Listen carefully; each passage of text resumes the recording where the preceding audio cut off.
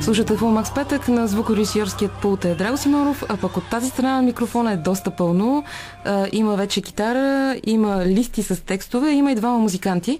Те са Тадор Жечев и Николай Александров или Stereo Change. Акустичен проект, създаден Шумен преди колко години?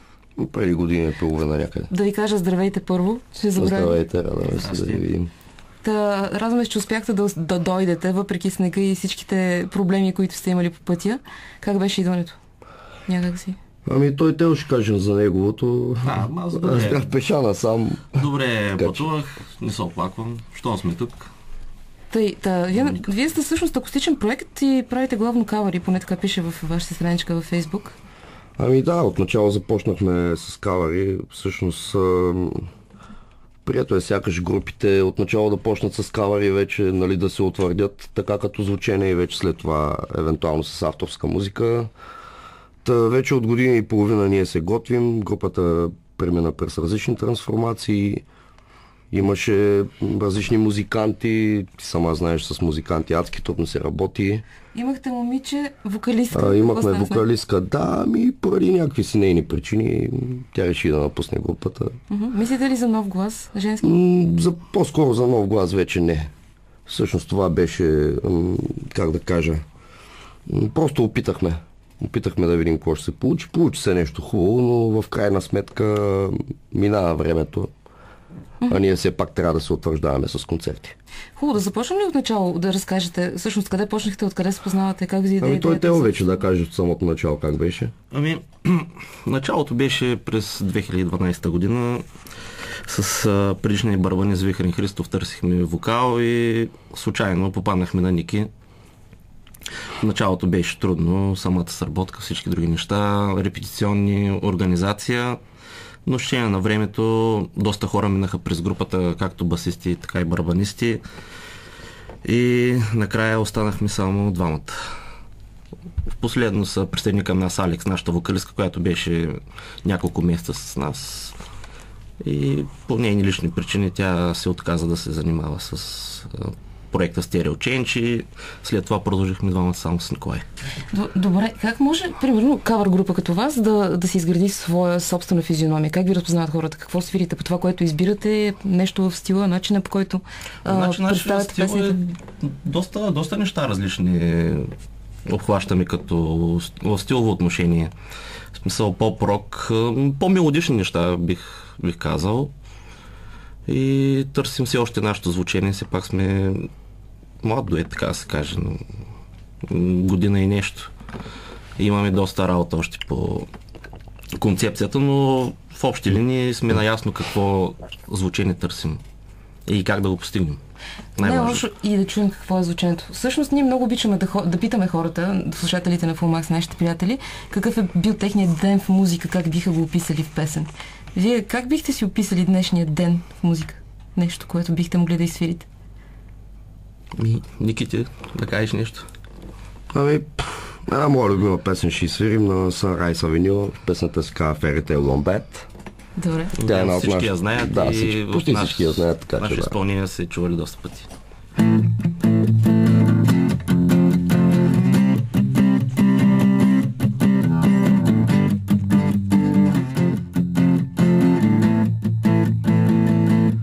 This is the end, you know. Lady, the place where heart went all wrong. We are nothing but flying, show our tears. We got to the point I can stand. I've had it to the limit, you can't be your man. And more than a minute away from walking. We can cry the pain away. We can find a need to stay. I slowly realize there's nothing on the side. Out of my life, out of my mind, out of the tears we can't deny. We need to slow our pride and leave this mess behind. Out of my head, out of my bed, out of the dreams we get that bad. Tell them it's me to make you sad. Tell them the fairy tale gone bad. Another night and I bleed. They all make mistake and so did we. But we did something we can never turn back right. Find a new one to fall. Live and don't look back, I won't follow. We are nothing left in the end of our time. We can cry the pain away. We can fight and need to stay. There's no more rabbits in my head to make things right. Out of my life, out of my mind, out of the tears we can't deny. We need to slow our pride and leave this mess behind. Out of my head, out of my bed, out of the dreams we get that bad. Tell them it's me to make you sad. Tell them the fairy tale gone out of my life, out of my mind, out of the tears we can't deny. We need to slow our pride and leave this mess behind. Out of my head, out of my bed, out of the dreams we get that bad. Tell them it's me to make you sad. Tell them the fairy tale gone bad. Tell them the fairy tale gone bad. Tell them the fairy tale gone bad. Казвате, че това е една от песните, които вашите фенове харесат най-много, може би? Аз лично се надявах да изпеете едно друго парче на Миленита. Както и да е, това ще стане, може би по-нататък, евентуално, ако има време. Имахте концерт преди седмица, в събота? Да, точно така. Имахме концерт в клуб Ретро. Това беше първият самостоятелен наш концерт, откакто сме двамата с Тео. Иначе преди това с вокалистката Алекс имахме акустичен концерт в къща в небето. Да, преди това имахте ли други концерти или това са ви първите два концерта? Това са фактически първите два концерта, да. За хора, които не са правили преди това концерта, имате доста така сериозна публика. Да, в смисъл за първите два концерта може да се каже, че дойдоха доволно количество хора. В смисъл, нали, аз съм много доволен, не знам те от той ще беше страхотно просто. Благодарим на всички, които дойдоха и уважиха нашето участие. Планирате ли нещо в бъдеще, скоро, пак концерт? За в момента планираме, да. Ти самата знаеш, в града няма кой знае колко места за свирене. До една-две седмици пак ще свирим някъде. Така че надяваме. Ще го сложим на нашата страница във Фейсбук, вече, който се интересува, ще може да да. Точно така, да, и всъщност да кажа, нали, за феновете, който наистина се интересува от нашето творчество, може да намери във Фейсбук. Има Фейсбук страница Stereo Change. Отговаряме на всички въпроси. Така че да. Запитвания. Като казахте вашето творчество, вие си имате вече и ваша песен. Имаме авторска песен, да. Между прочим, идеята за авторската песен, музиката е на Теодор, текста и вокалите са мое дело. Нямате ли и други? Само тази ли или сега? Сега е само една, имаме още една песен, която е в проект, смисъл, започнали сме да работим, но не е довършено. Предполагам до 2-3 месеца вече ще имаме и втора песен. Трудно ли е писането на песни? Как ви се струва? Не е лесно. Кое е най-трудното? Не е лесно, значи аз се занимавам от много години с това. Значи трябва просто да имаш вдъхновение, за да сътвориш нещо наистина качествено. Не става на сила. Да кажеш, днеска ще седна да напиша нещо и да излезе. Просто идва. Сами си пишете текста, музиката или ползвате други автори? Текстовете са изцяло дело на Николай. Просто се справя страхотно. Много хора харесват текста на... Единственото за сега наше парче. Само остани се казваше песента? Да, все още се казва. Все още се казва и все още не е изпята, така че може би е хубаво и да чуят.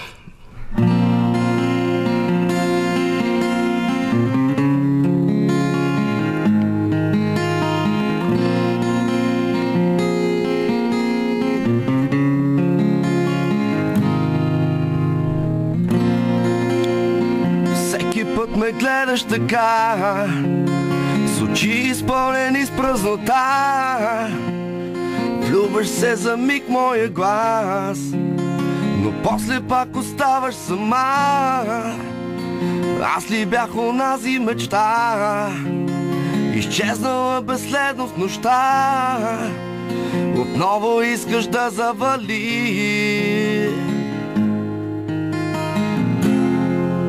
Как да върна времето назад, за да те помня още час или два. Искам пак онези нежни ръце, които търсеха познато лице. Не казвай нищо и остани, целувай устните ми както преди. Само остани.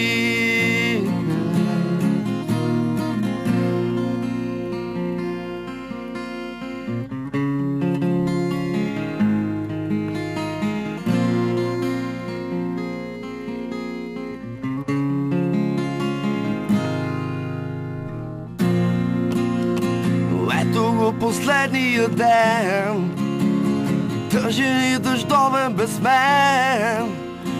Плъсках се в твоята стена, но ти избра да бъдеш сама.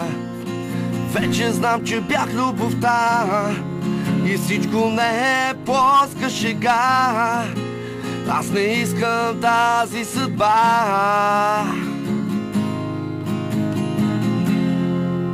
Как да върна времето назад, за да те помня още час и два. Искам пак онези нежни ръце, които търсеха познато лице. Не казвай нищо и остани, целувай устните ми както преди. Само остани.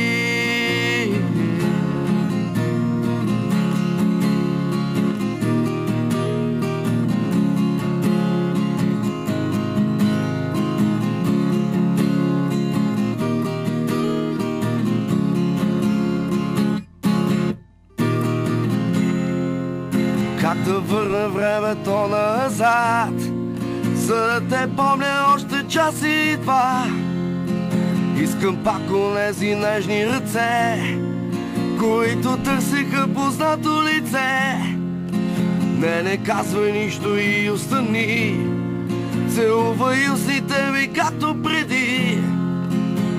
Само остани.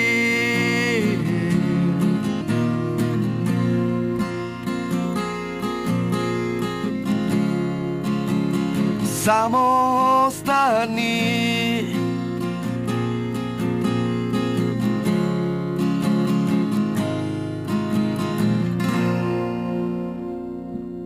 Много благодаря и за това изпълнение. И нещо, което трябваше да ви питам, може би в началото и забравих, но сега също не е късно. Да кажете по няколко думи за себе си, да се представите нещо като кратичка визитка. Тео? Казвам се Теодор. Свиря от много години на китара, занимавам се с музика. И надявам се да продължа да се занимавам, да намирам вдъхновение, да създавам нови неща, с Ники да вървим напред и все повече хора да харесват нещата, които правим, защото само това има смисъл. Ако само ние си ги харесваме, няма защо да го правим. Ники? Аз съм Николай. С какво да се оприлича, единствената дума така, която ме оприличава, това е музиката. За мен тя е всичко.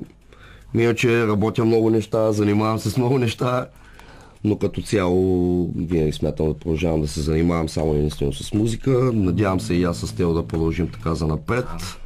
Да развием проекта по начина, по който ние искаме, по начина, по който хората, които ни слушат, искат.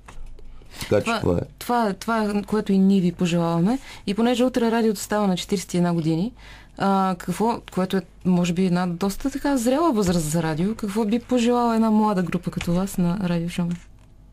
Поне още толкова. Поне Минимум. Може и повече. В смисъл да бъдете живи и здрави и все така да радвате ефира с хубави изпълнения на най-различни изпълнители. Добре, ще се постараем. Много ви благодаря. Радвам се, че дойдохте. Със сигурност ще ви каним пак. Записвайте още песни. Благодаря много. Благодаря ви. И продължаваме с Лордс. големия хит Royals. Тя вече е носителка на няколко грами. И след това продължаваме с Full Max.